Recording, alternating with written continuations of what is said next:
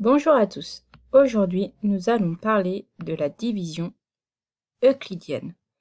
Alors, qu'est-ce que c'est qu'une division euclidienne? Effectuer la division euclidienne de A par B. Attention, B doit être différent de 0, parce qu'on n'a pas le droit de diviser par 0.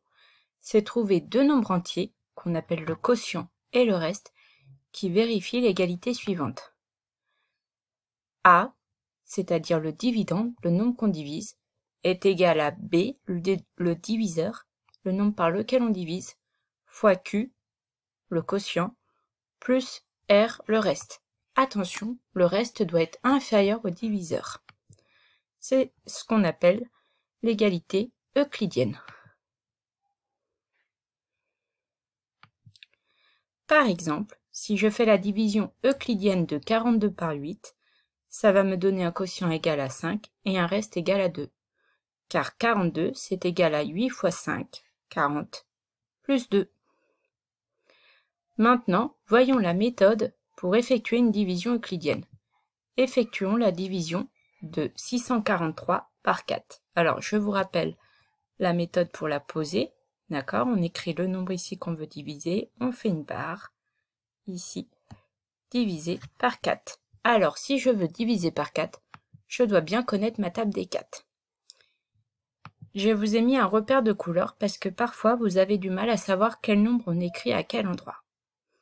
Donc je vais regarder, je vais prendre le premier chiffre, 6, et je vais regarder dans 6 combien de fois je peux mettre 4, c'est-à-dire quel est le résultat qui s'approche le plus de 6 dans la table des 4 en étant inférieur, c'est-à-dire plus petit que 6.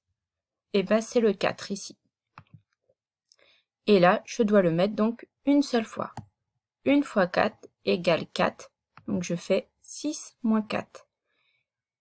Il me reste 2. Je descends ensuite mon 4, celui-ci. Et donc, je vais regarder qu'est-ce qui s'approche le plus de 24 dans la table des 4.